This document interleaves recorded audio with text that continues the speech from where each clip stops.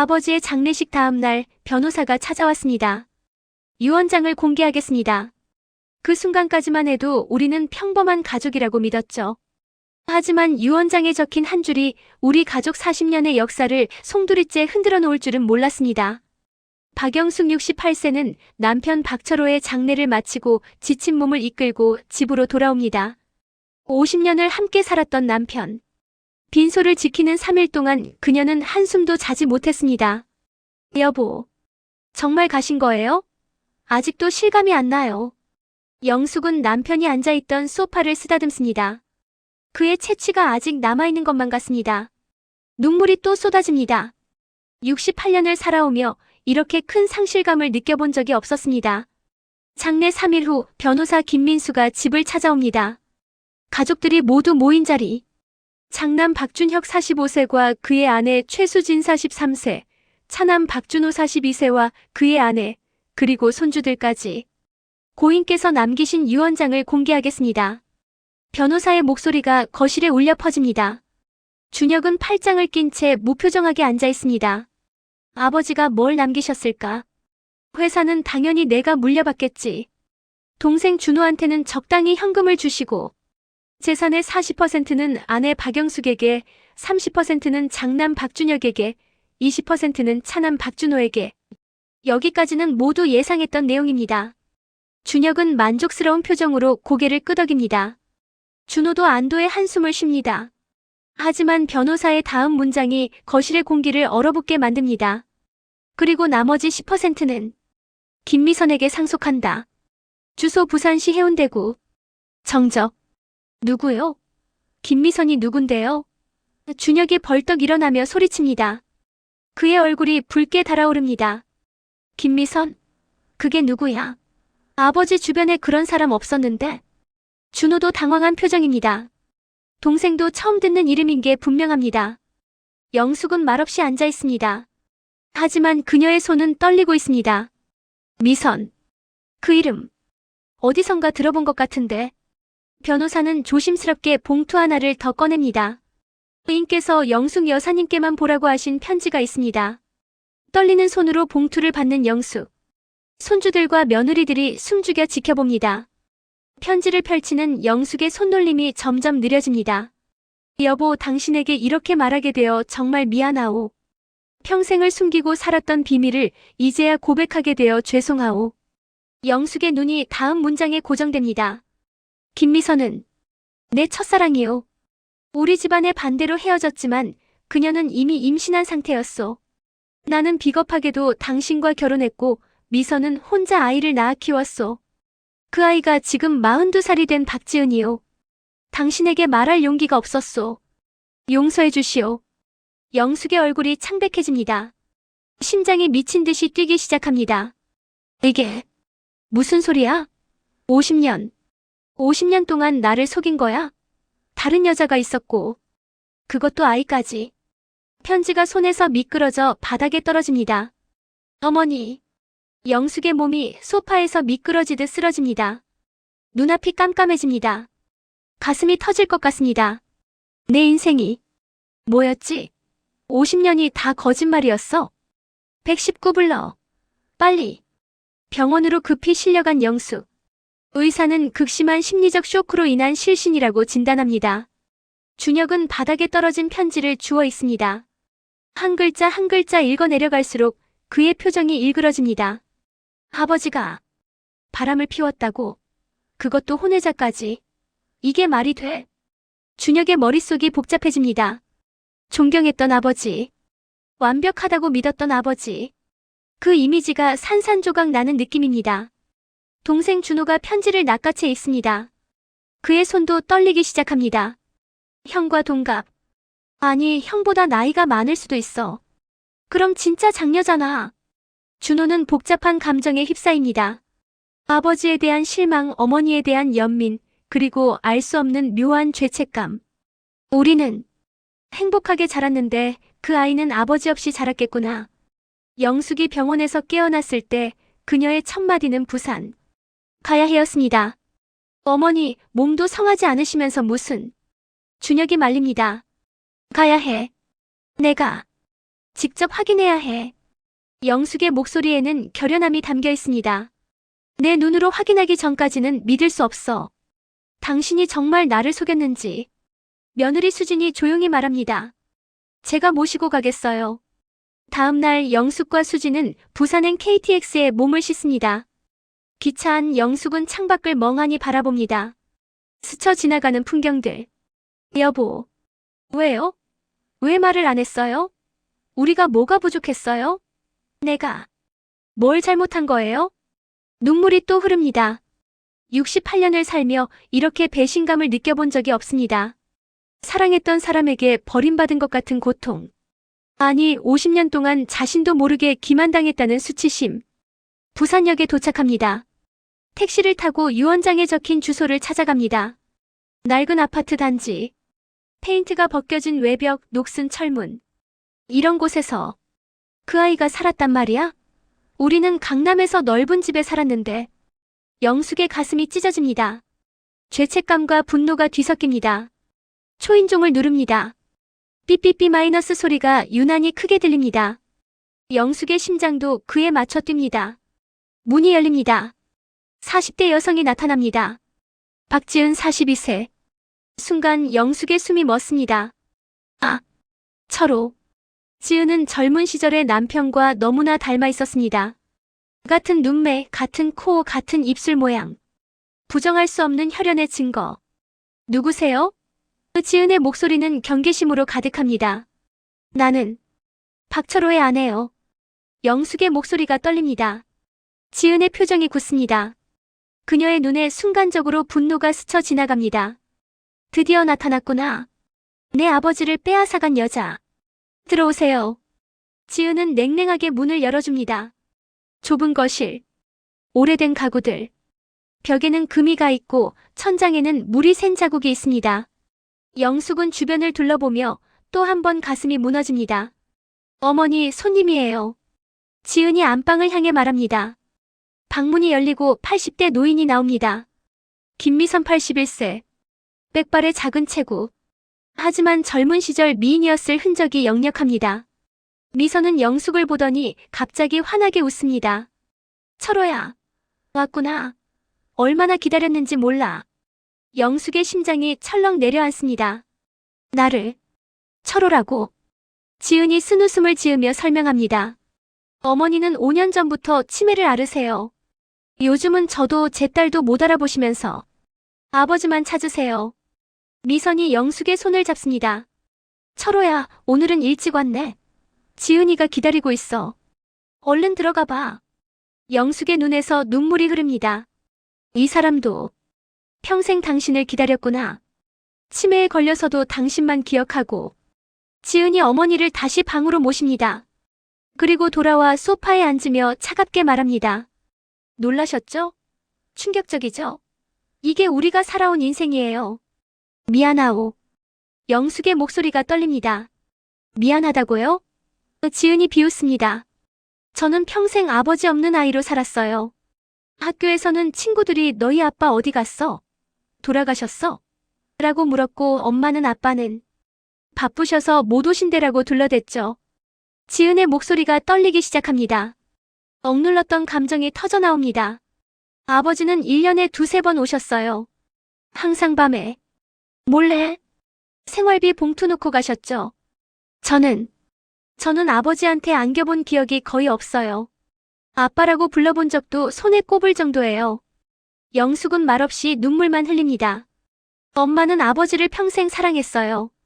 다른 남자 만나라는 주변 사람들의 권유도 다 거절했어요. 철호는 사정이 있어. 날 버린 게 아니야 라고 믿으면서 그렇게 혼자 늙으셨어요. 지은도 눈물을 흘립니다. 저는 아버지가 밉지도 당신이 밉지도 않아요. 그냥 서럽고 외로웠어요. 왜 저는 다른 애들처럼 아빠랑 손잡고 학교 갈 수 없었는지. 두 여자 한 남자를 사랑했던 여자와 그 딸. 같은 공간에서 다른 이유로 눈물을 흘립니다. 딸이 있다고 했소? 영숙이 조심스럽게 묻습니다. 네. 박서연이요. 지금 21살 대학생이에요. 외할머니 간병하면서 아르바이트하며 학교 다녀요. 손녀. 내게 손녀가 하나 더 있었구나. 영숙은 더 이상 말을 잇지 못합니다. 그저 고개를 숙이고 통곡할 뿐입니다. 서울로 돌아온 영숙은 아들들을 불러 모읍니다. 그리고 부산에서 본 것들을 털어놓습니다. 준혁은 분노로 얼굴이 붉어집니다. 말도 안 돼요. 아버지가 그렇게 외도를 하고 숨겨진 자식까지 뒀다고요? 우리가 아는 아버지는 그런 분이 아니었어요. 완벽한 아버지, 존경받는 기업인, 자상한 가장. 그게 다 거짓말이었다는 거야? 내가 닮고 싶어 했던 아버지가. 준혁의 머릿속이 혼란스럽습니다. 아버지의 모든 가르침, 모든 조언이 위선처럼 느껴집니다. 하지만 준호의 반응은 달랐습니다. 동생은 한참을 생각하더니 조용히 말합니다. 형, 그렇다면 우리가 몰랐던 거죠. 아버지도 사람이었고 젊은 시절 실수도 했던 거예요. 중요한 건 그 아이와 그 여자가 어떻게 살아왔는가 아닐까요? 실수. 준혁이 동생을 노려봅니다. 평생을 거짓말로 산 게 실수야. 우리 어머니를 50년 동안 속인 게 실수라고. 형, 나도 화가 나요. 하지만 이미 아버지는 돌아가셨어요. 우리가 할 수 있는 건, 할 수 있는 게 뭐가 있어? 준혁이 소리칩니다. 저 사람들 때문에 우리 가족이 망가지고 있잖아. 두 형제는 처음으로 크게 다툽니다. 어린 시절부터 사이가 좋았던 형제. 항상 서로를 아끼고 의지했던 형제. 하지만 아버지의 비밀은 그들 사이에도 균열을 만들어냅니다. 며칠 후 더 큰 위기가 찾아옵니다. 준혁은 아버지가 창업한 중견 건설회사의 대표이사입니다. 회사 내부에서 회장님의 숨겨진 딸 소문이 퍼지기 시작합니다. 이사회가 긴급 소집됩니다. 대표님, 이게 사실입니까? 선대 회장님께 혼외자가 있었다는 게. 그건 사적인 문제입니다. 준혁이 억지로 침착함을 유지하려 했습니다. 사적인 문제요? 한 이사가 테이블을 탁 칩니다. 이미 언론에 다 나갔습니다. 회사 이미지가 바닥으로 떨어지고 있어요. 고객들이 계약 취소를 요구하고 있단 말입니다. 준혁의 얼굴이 창백해집니다. 언론에? 누가 흘린 거지? 다음 날 신문 사회면에 기사가 실립니다. 중견건설사 창업주 50년 숨긴 혼외자 충격. 유산 상속 논란. 준혁은 신문을 구겨버립니다. 주가가 폭락하기 시작합니다. 거래처에서 전화가 빗발칩니다. 준혁 대표, 우리 계약 일단 보류합시다. 이미지가 좋지 않아서. 주주들이 난리입니다. 준혁의 대표이사 자리가 흔들립니다. 그는 분노와 좌절로 술을 마십니다. 아버지, 당신이 이러려고 평생 열심히 일하신 겁니까? 회사가 망하라고. 내가 이렇게 무너지라고. 술에 취한 준혁은 부산으로 달려갑니다. 새벽 2시 지은의 집 앞에서 초인종을 난타합니다.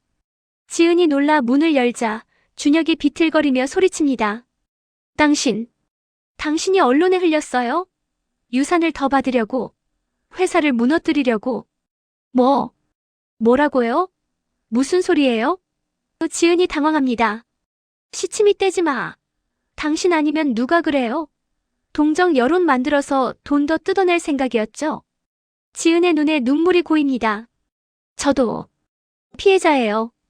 왜 제가 그런 짓을 해야 해요? 피해자? 준혁이 비웃습니다. 당신 때문에 우리 가족이 망가지고 있어요. 우리 회사가 무너지고 있다고요. 나가세요. 지은이 소리칩니다. 전 유산 같은 거 필요 없어요. 포기각서 쓸 테니까 다시는 제 앞에 나타나지 마세요. 문이 쾅 닫힙니다. 복도에 홀로 남은 준혁. 그는 벽에 기대 주저앉습니다. 내가 뭐 하는 거지? 무고한 사람한테 화풀이하고. 하지만 인정하고 싶지 않습니다. 모든 게 지은 때문이라고, 그녀만 없었다면 괜찮았을 거라고 자신을 속입니다. 영숙은 깊은 고민에 빠집니다. 밤마다 잠을 이루지 못합니다. 남편의 사진을 보며 끝없이 질문을 던집니다. 당신, 왜 말을 안 했어요? 왜 나한테 말을 안 했냐고요? 나를 그렇게 믿지 못했어요? 분노, 배신감, 슬픔, 죄책감. 온갖 감정이 뒤섞입니다. 나도 잘못했나? 내가 더 좋은 아내였다면 당신이 털어놓을 수 있었을까? 영숙은 자책합니다. 하지만 이내 고개를 젓습니다. 아니야. 이건 내 잘못이 아니야. 당신이 당신이 나를 속인 거야. 어느 날 밤 영숙은 남편의 서재를 정리하다가 오래된 일기장을 발견합니다. 먼지가 수북이 쌓인 낡은 가죽 노트. 이게 뭐지? 첫 페이지를 펼칩니다. 1973년이라는 날짜. 50년도 더 전입니다. 미선이를 사랑했다. 그녀의 웃음소리, 그녀의 목소리, 그녀의 모든 것을. 하지만 우리 집안은 그녀의 가난한 집안을 받아들이지 않았다. 아버지는 내게 그 여자와 헤어지지 않으면 내 학비도 생활비도 끊겠다고 했다. 나는 비겁했다. 영숙의 손이 떨립니다. 하지만 계속 읽어나갑니다. 미선이가 임신했다고 전화를 했다. 이미 영숙과 약혼한 뒤였다. 나는 어떻게 해야 할지 몰랐다. 도망쳤다. 비겁한 놈. 페이지를 넘깁니다. 1975년. 오늘 지은이를 처음 봤다. 산부인과 앞에서 멀리서 미선이가 아기를 안고 나왔다. 내 딸. 하지만 나는 다가갈 수 없었다. 영숙이는 임신 8개월이었다. 나는 이미 한 가정의 가장이었다. 1978년. 영숙을 만나 행복하다. 준혁이와 준호 두 아들은 내 자랑이다. 하지만 밤마다 지은이 생각이 난다. 그 아이는 잘 자라고 있을까? 건강할까? 아버지를 원망하고 있을까? 1985년. 지은이가 초등학교에 입학했다고 한다. 미선이가 전화로 알려줬다. 나는 축하하러 갈 수조차 없다. 돈을 보낼 뿐이다. 나는 정말 최악의 아버지다. 2005년. 지은이가 대학을 졸업하고 취직했다. 미선이가 자랑스러워했다. 나도 자랑스럽다. 하지만 졸업식에도 가지 못했다. 딸의 인생에서 가장 중요한 순간들을 나는 단 한 번도 함께하지 못했다. 2015년. 손녀가 태어났다고 한다. 서연이라고. 지은이가 혼자 키운다고 한다. 나처럼 무책임한 남자 때문에. 대물림 되는 불행. 이건 내 죄다. 2023년. 병원에서 시한부 선고를 받았다. 6개월. 이제 영숙에게 말해야 한다. 하지만 용기가 나지 않는다.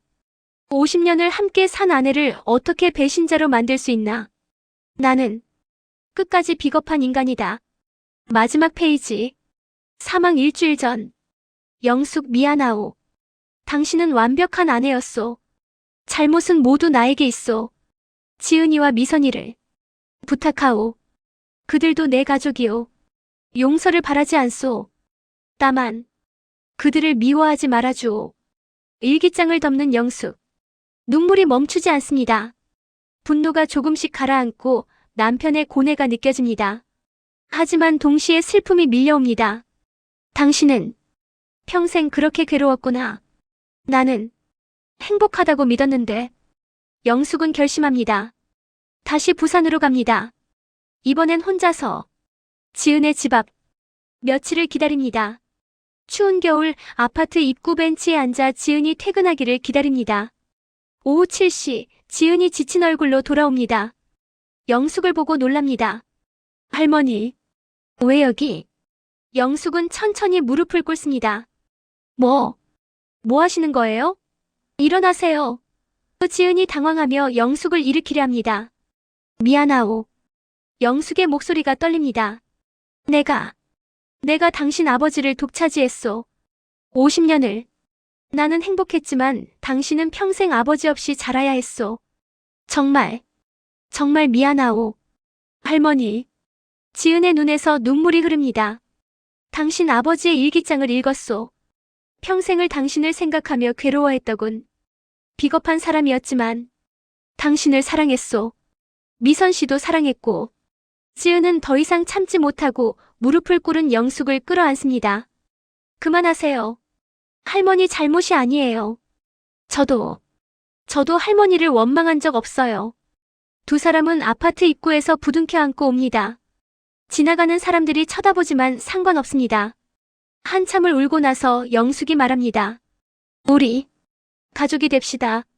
늦었지만 정말 그래도 되나요? 당신은 내 남편의 딸이오. 그럼 내 딸이기도 한 거 아니겠소? 지은이 고개를 끄덕입니다. 생전 처음으로 가족이라는 단어가 따뜻하게 느껴집니다. 그날 저녁 영숙은 지은의 집에서 저녁을 먹습니다. 좁지만 따뜻한 식탁. 김치찌개와 계란말이, 소박한 반찬들. 죄송해요, 변변한 음식이 없어서. 지은이 미안해합니다. 아니야. 맛있어. 영숙은 진심으로 말합니다. 강남의 큰 집에서 먹던 음식보다 이 소박한 식사가 더 따뜻하게 느껴집니다. 현관문이 열립니다. 엄마 다녀왔어요. 밝은 목소리와 함께 젊은 여성이 들어옵니다. 박서연 21세. 대학생인 그녀는 아르바이트를 마치고 돌아온 참입니다. 서연은 식탁에 낯선 노인을 보고 잠시 멈칫합니다. 서연아, 이분이. 지은이 소개하려는 순간 할머니.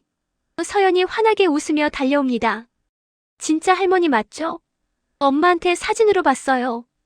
영숙은 놀라 서연을 바라봅니다. 손녀. 자신의 피를 이어받은 손녀. 서연의 눈빛에서 남편의 모습이, 지은의 모습이, 그리고 자신의 젊은 시절 모습이 보입니다. 그래. 내 손녀. 내 손녀가 맞구나. 영숙은 서연을 꼭 끌어안습니다. 가슴이 뜁니다. 기쁨과 슬픔이 동시에 밀려옵니다. 이 아이가 이렇게 밝게 자라줬구나.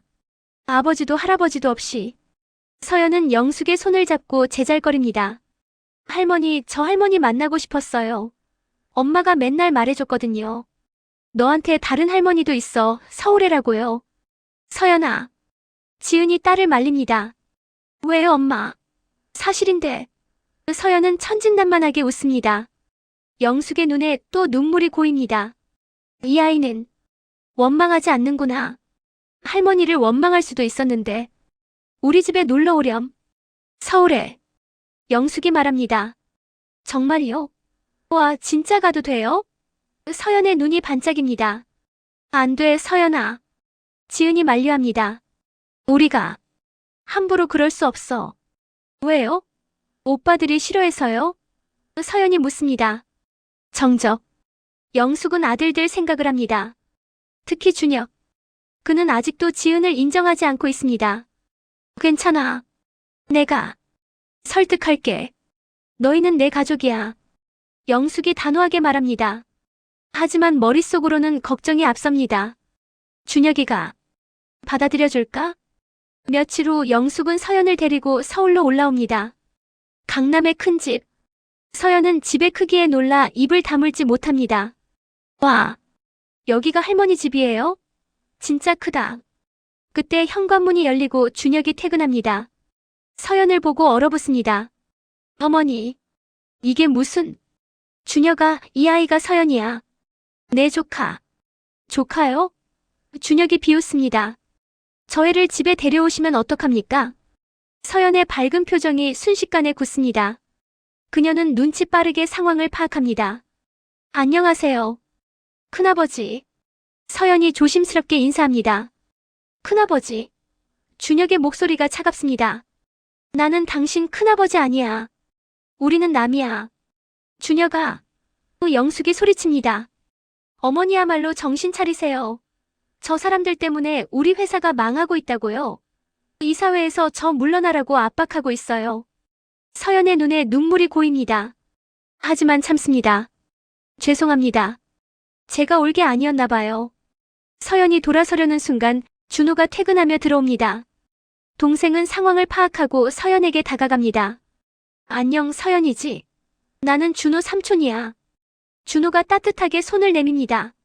서연이 망설이다가 손을 잡습니다. 안녕하세요. 어서 와. 힘들었지? 부산에서 올라오느라.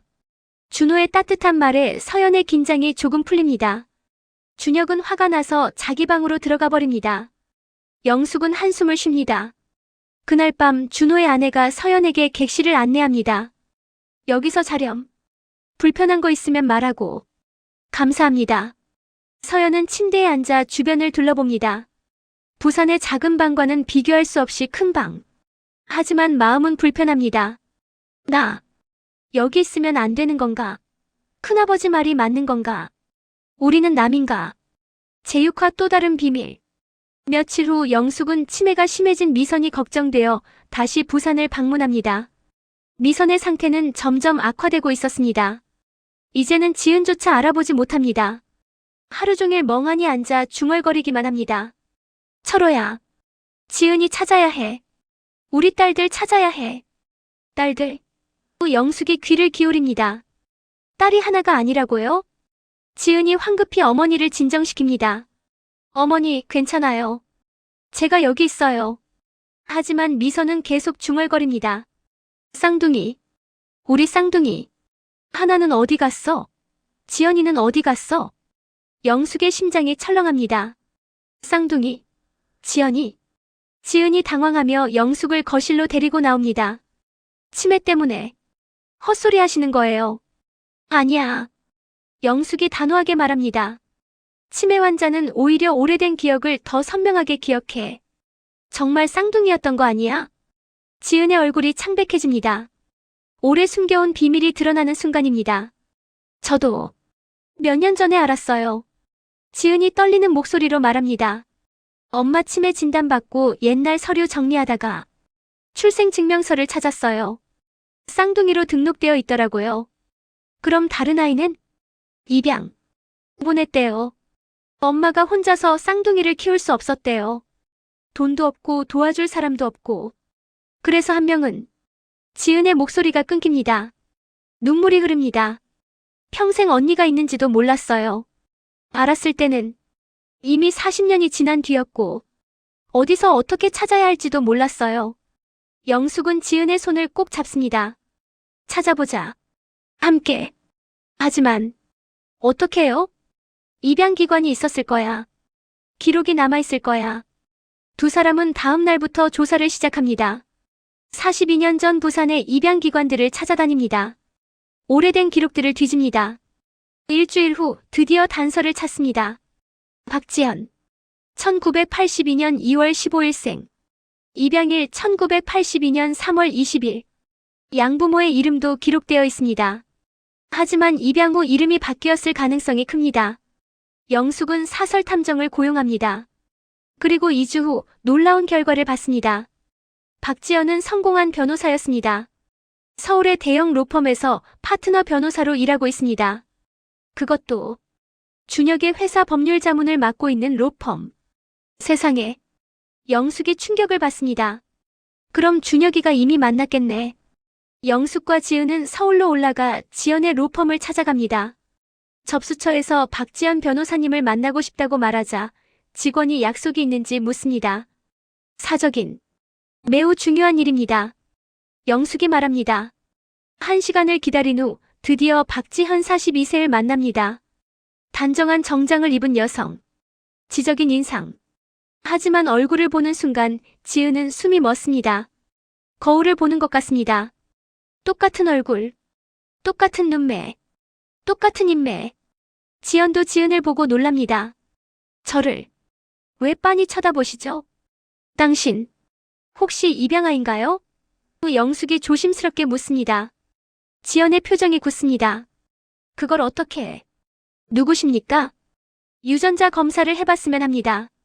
지은이 떨리는 목소리로 말합니다. 저는 당신의 쌍둥이 동생일 수도 있어요. 지연의 얼굴이 창백해집니다. 일주일 후 결과가 나옵니다. 99.9% 일치. 지은과 지연은 진짜 쌍둥이 자매였습니다. 지연은 서류를 들고 한참을 멍하니 앉아 있습니다. 평생 혼자라고 믿었습니다. 양부모님이 잘 키워주셨지만 항상 뿌리를 찾고 싶었습니다. 저를 버렸던 거군요.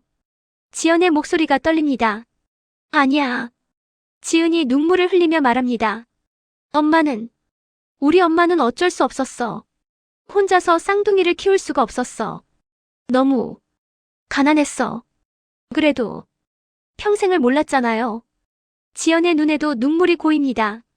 나한테 가족이 있었다는 걸. 쌍둥이 동생이 있었다는 걸. 두 자매는 서로를 바라봅니다. 42년 만에 재회. 영숙이 두 사람의 손을 잡습니다. 이제라도 알았잖니. 이제라도 가족이 된 거야. 지연이 묻습니다. 그럼 아버지는요? 제 친아버지는 누구세요? 영숙이 남편 사진을 꺼내 보여줍니다. 지연은 사진을 보며 얼어붙습니다. 이분, 박철호 회장님. 제가 법률 자문하던 회사의. 그래, 당신 아버지야. 지연은 충격으로 말을 잇지 못합니다. 자신이 아버지 회사의 변호사로 일하고 있었다니. 운명의 장난 같습니다. 진실이 모두 밝혀지고 한 달 후, 영숙은 모든 가족을 한자리에 모으기로 결심합니다. 준혁은 여전히 반대하지만 영숙은 단호합니다. 준혁아, 이건 어머니의 마지막 부탁이야. 한 번만 모여주렴. 준혁의 아내 수진이 남편을 설득합니다. 여보, 어머니 마음 생각해요. 평생 이렇게 사시게 할 거예요? 마침내 그날이 옵니다. 영숙의 집 거실. 준혁 가족, 준호 가족이 먼저 와 있습니다. 그리고 지은과 서연, 지연이 들어옵니다. 어색한 침묵. 준혁은 여전히 불편한 표정입니다. 하지만 지연을 보고 놀랍니다. 박 변호사님? 네. 안녕하세요, 준혁 씨. 지연이 어색하게 인사합니다. 당신이? 설마. 네. 저도 박철호 회장님의 딸입니다. 그것도 쌍둥이. 준혁은 할 말을 잃습니다. 자신이 신뢰하던 변호사가 이복 동생이었다니. 영숙이 나섭니다. 자, 이제 다들 앉아요. 오늘은 우리가 진짜 가족이 되는 날이에요. 식탁에 음식이 차려집니다. 영숙이 직접 만든 음식들입니다. 여기 앉은 사람들이 다 우리 가족이에요. 비록 함께 자라지는 못했지만 같은 피를 나눈 가족이에요. 준혁이 입을 엽니다. 어머니, 저는 아직도 알아. 영숙이 아들의 말을 끊습니다. 내가 아직 받아들이기 힘든 거 알아. 하지만 준혁아. 영숙의 눈에 눈물이 고입니다. 어머니는 이제 늙었어. 언제 어떻게 될지 몰라. 어머니가 눈 감기 전에 우리 가족이 화해하는 모습을 보고 싶구나. 준혁의 마음이 흔들립니다. 어머니의 백발, 주름진 얼굴, 떨리는 목소리. 그때 서연이 말합니다. 큰아버지, 저희는 재산 같은 거 바라지 않아요. 그냥 가족이고 싶어요. 할머니가, 할아버지가 그리워요. 서연의 진심 어린 목소리에 준혁의 마음 한편이 무너집니다. 준호가 형에게 말합니다. 형, 우리 이제 그만 괴로워하자. 아버지도 우리도 저 사람들도 모두 피해자야. 준혁은 한참을 고민하다가 천천히 지은에게 손을 내밉니다. 동생, 미안해. 너무 몰인정하게 굴었어. 나도 힘들었어. 아버지가 완벽하다고 믿었는데 그게 무너지니까 어떻게 해야 할지 몰랐어. 지은이 눈물을 글썽이며 손을 잡습니다. 오빠, 저도 이해해요. 갑자기 나타난 저희 때문에 힘드셨을 거예요. 두 사람의 손이 맞잡힙니다. 준호도 지연과 악수를 합니다. 변호사님. 아니, 지연아. 앞으로 잘 부탁해. 오빠. 감사합니다. 지연의 목소리가 떨립니다. 서연이 밝게 웃으며 말합니다.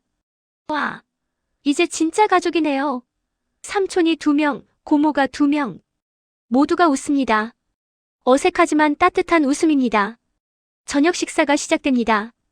처음에는 조용하지만 서연의 제잘거림으로 분위기가 조금씩 풀립니다. 엄마, 이거 맛있어요.